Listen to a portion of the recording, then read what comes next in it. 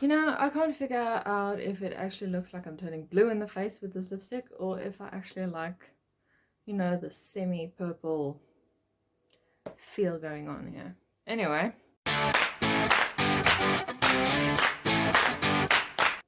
Hey guys, what's up? It's Natasha and welcome back to this week's video. Today I will be talking about the goals I set for myself in 2022, the books I want to read in 2022 basically, and of course my December wrap up.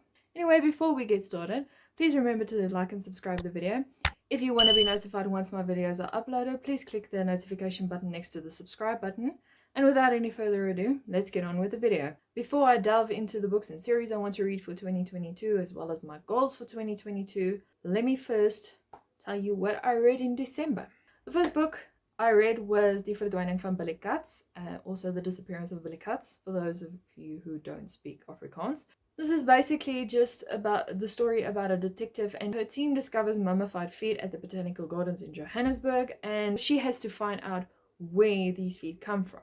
And somewhere along the line, the feet links up with a detective's case that had gone cold 20 years ago. And she starts, you know, talking to this retired detective, and she starts piecing clues back together. What was nice about this book is it also added the villain's perspective, so you on the edge of your seat the whole time because they just miss each other the whole time, the villain and the protagonist. They're so close, but then they're so far. Because this narrative focuses on explaining the story as a whole, you as the reader hear things that of course the characters don't, and you're thinking, oh no, right here you're gonna get kidnapped, right here you're gonna get killed. The action in this book was so well thought out that I quite enjoyed this book. The only downside, I think I gave it 4 stars, because the only downside is Chris Carson wrote in a sense that he created a relationship between the now detective and the retired detective. I don't mind, you know, the huge 20-year age gap between them. I do mind the fact that there was just no spark between them, and he made them think that, or he created them as if there was a spark between them.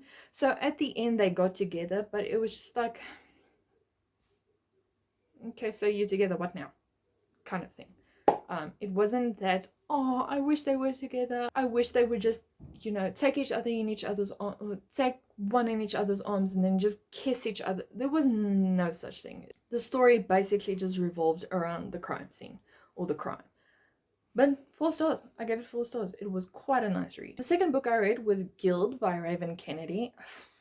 I don't know how I feel about this book. I gave it 3 stars, but there's just some things in this book that I was like, maybe after I read A Court of Thorns and Roses, I immediately jumped into Guild, and I was like, oh, okay, this is not what I expected. This is a reimagined King Midas story. You know, the king who touched everything and it turned to gold, except there's a lot more smexiness, there's a lot more romance, and there's a lot more nakedness. It's quite an adventurous story. The story follows the main character, I completely forgot her name, and she is gold all over, except for her teeth, which are white, and the whites of her eyes. And she's kept in a cage by King Midas because he doesn't want anyone else to look and to cast their gaze upon his gold prized possession. Yeah. So she travels through the castle, but everything is kept, she's still kept behind the cage. The king plans on taking over one of their rivalries, and then he uses, I think her name is Erin, but spelled very weirdly. He uses her to get to one of his allies, so his allies can trust him more, so they can fight his war for him. And things just turn out badly for both of them. It just goes rock bottom. And by the end of the book, I was like, okay, maybe I can read the second installment. But I don't know. There's, you know, the story starts off with a bang, like completely, I wasn't expecting it. She explains how the king is getting down and dirty with 11 other saddles, basically glorified concubines, and she's watching them and she's describing this whole array, and I'm like, okay, you know, maybe explain to us in a different way, or maybe start off a little bit more subtle. But no, it was just thrown in my face. I was like, oh, okay, I wasn't expecting this. There could have been like a rated R warning in front, and then I would have expected it. But that was just so in my face that I was like, oh wow, okay. So the book did end on a cliffhanger, and I'm quite interested to see how it further develops. Maybe not. I don't know. I'm thinking I should read the second book. Okay, I made up my mind. The third book I read is way up there. I'm not getting it now. Is The Assassin's Blade by Sarah J. Maas. I decided on starting the Throne of Glass series last year. That was loud. I'm sorry. And I'm not disappointed. I think I gave it a 4 stars. This was basically just the story of Selena Sardothian, and she's Adelan's most feared assassin, and it explains how she is as an assassin and what sort of tasks her boss sends her on, and then how she ended up being enslaved by the king at the end of the book. That is not a spoiler. Everyone knows that. If you didn't, I'm sorry. Newsflash.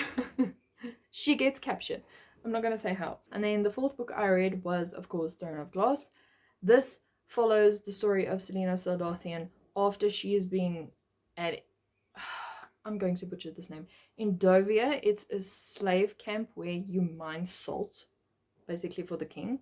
A very nitty-gritty place, and people mostly die by the end of the 2nd month, and she survived a whole year. Then the king's son comes, and he wants her to be his champion in the king's, I don't know, rally. And in exchange for her becoming the champion, she will serve the king for 4 or 5 years. This is the prince's terms and conditions. She will serve the king for 4 or 5 years, and then she will be free. She will no longer have to be enslaved in Indovia. But if she loses and she doesn't die, then she has to come back to the salt mines. And she agrees to it. And then there's 24 champions. They start getting murdered. She has to start working with the other champions to actually find out who's killing the champions before the championship, which is, I think, after, if I understand it correctly, Christmas, if you want to call it that. It was a very nice book. I gave it 5 stars. World building, exceptionally great. The characters are amazing. I love Dorian. I love Selena. Sometimes, you know, she's a bit debatable, a bit rash sometimes. But Cale as well. Cale's my favorite despite everything he's doing. And then to top it all off, why did I say that? I read City of Ashes by Cassandra Clare. Also gave it a 4 stars. The story follows Clare after she found out that she has Shadowhunter blood in her, and she learns that Valentine, her father, or her strange father actually, is trying to wreak havoc between the Downworlders, which are fairies, vampires, werewolves, and a whole lot of other cast members. He's trying to cause a rift between them. And also the Clave. And the Clave is someone who is running or controlling the Shadowhunters. And he's trying to succeed in what he tried to do 20 years ago. So Valentine is trying to succeed in draining Downworlders' blood for his own purposes. For his own spell, can you say? I'm still not exactly sure what he's trying to do. And I'm on the 3rd book.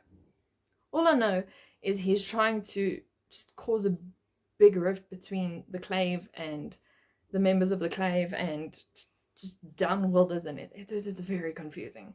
I do enjoy the world building situation around there.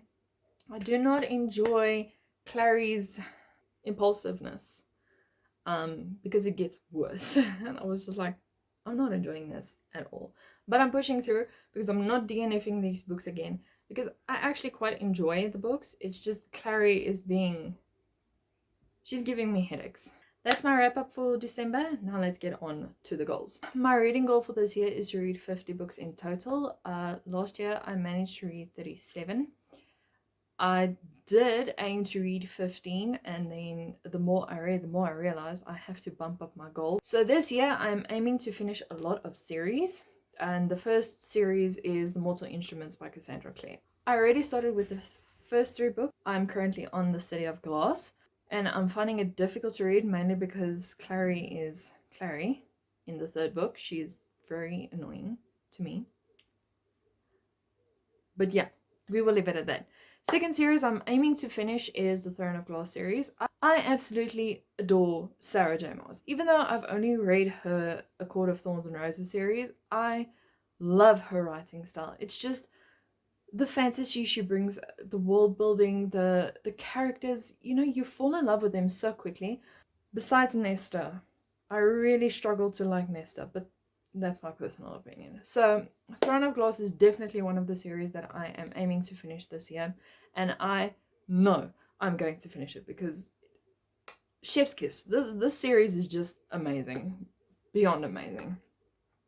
And then, who I should have listened how they pronounce his name, but the person who wrote The Witcher. I want to read the 8-book series, and I mean each book is just this thin.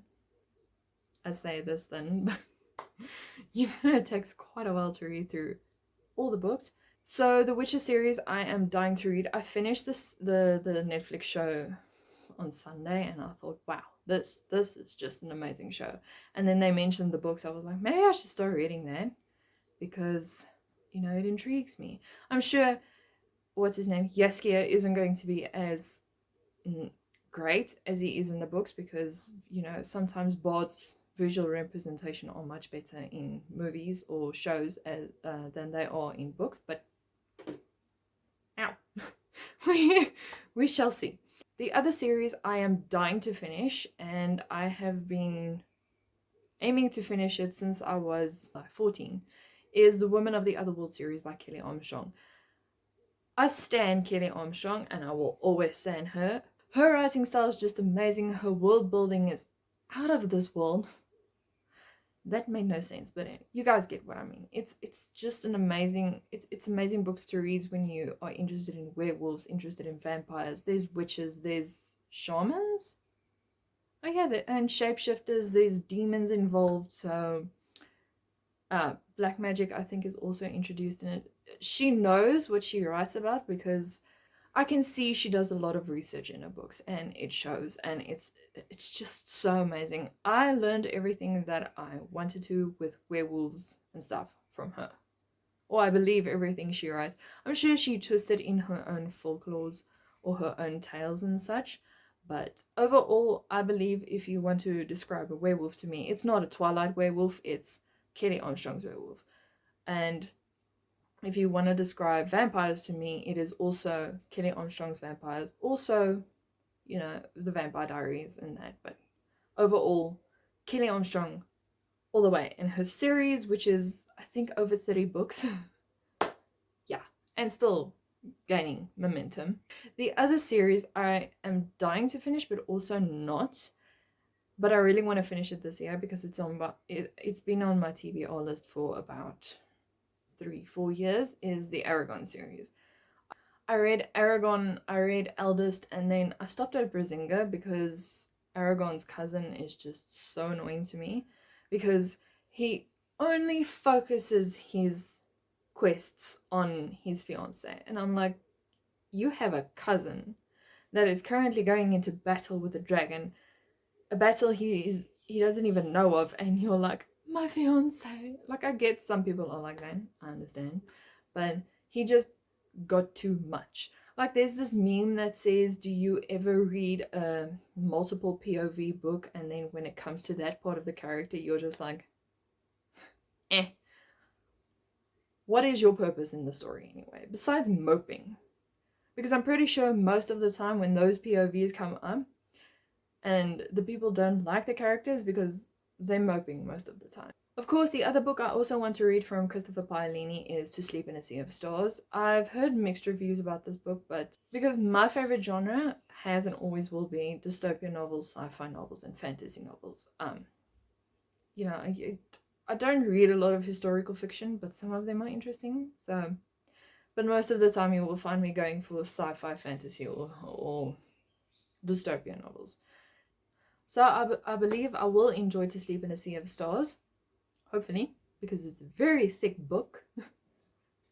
And of course, I also think on the top of my list is The Starless Sea by Erin Morgenstern. I loved her Night Circus. I really enjoyed that book. It was something so out of this world that I was like, yeah, I can just get behind this, and I can support, you know, something along the lines of the Night Circus. Alrighty, so those are the books that I plan to read in 2022. I am hoping I can finish them.